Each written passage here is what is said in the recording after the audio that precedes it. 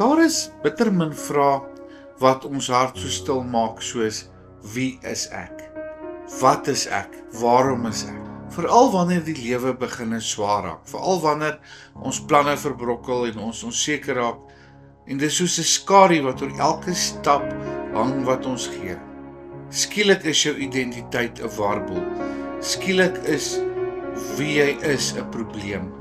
Hoekom jy is 'n probleem. Mense begin hulle eie planne maak, hulle trek verskillende maskers aan, hulle skep stories om te verduidelik wat hulle nie self kan verstaan nie. Maar al hierdie selfgemaakte identiteite breek soos 'n pot wat nog nie deur die pottebakker in 'n oond was nie. Want geen mens kan homself vorm sonder sy maker nie. Identiteit buite God lei altyd na 'n plek van onwaarheid. Dit word 'n las en nie 'n anker nie.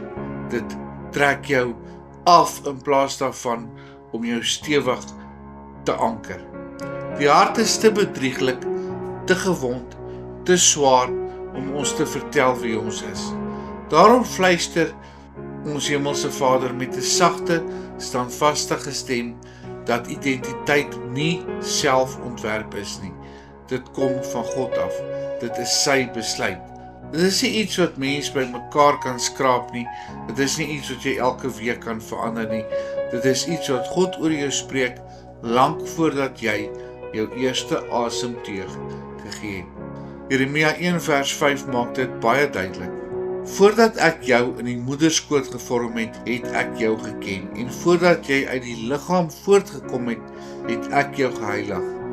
Ek het jou 'n profeet vir die nasies gemaak. Wanneer die Here praat, doen hy dit nie uit onsekerheid of uit gissings nie. Sy kennis is volmaak.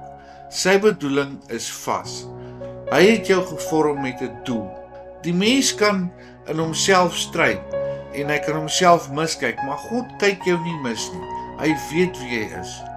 Ons probeer soms weghardloop met selfgemaakte definisies, maar die Here trek ons altyd terug na die waarheid, dat identiteit nie in jou prestasie lê nie, maar in jou oorsprong.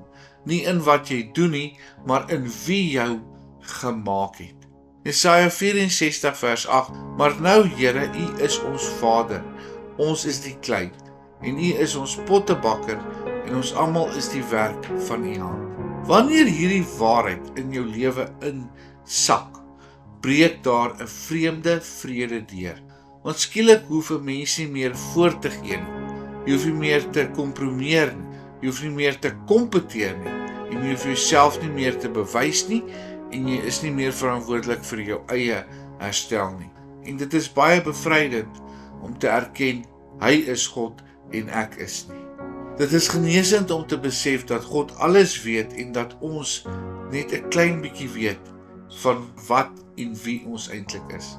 Dit is hoopvol om te ontdek, hy is die herder en ons is die skape. En as hy die herder is, dan is my identiteit veilig in sy hand, ongeag watter storm ek deurgaan, of watter vrae ek nie die antwoorde van ken. En juis in Christus kom die finale woord oor wie ons is. Nie verlore nie, nie toevallig nie, nie stikkend gelos om self te herstel en om self te redeneer nie, maar ons is doelgerig gevorm, vasgemaak in sy genade, ontwerp om te leef in dit waarvoor ons gemaak is. Efesiërs 2:10, want ons is sy maaksel, geskape in Christus Jesus, tot goeie werke wat God voorberei het, sodat ons daarin kan wandel. God het klaar die goeie werke voorberei, waarin jy moet wandel. Wanneer ons dit aanvaar, val die losdrade van identiteit stil terug in die hand van ons God. Want om te weet wie ek is, begin nie by myself nie. Dit begin by God. By wie is my God en wie sê my God is ek? En wanneer die hart daar is, kom die lewe terug in die lyn wat hy beplan het. Dan is daar helderheid waar daar verwarring is. Vrede waar ons baie keer baie geworstel het. En 'n doel waar daar net doellose draai en dwaal was.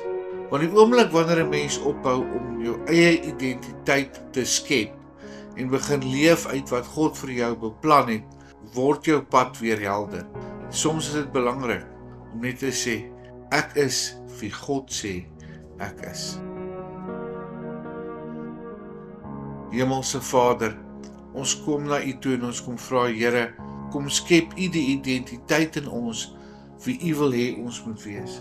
Kom wys U vir ons in watter rigting U wil hê ons moet loop en help ons om standvastig te wees in U en nie in onsself nie. En ons eer en verheerlik U naam. Amen.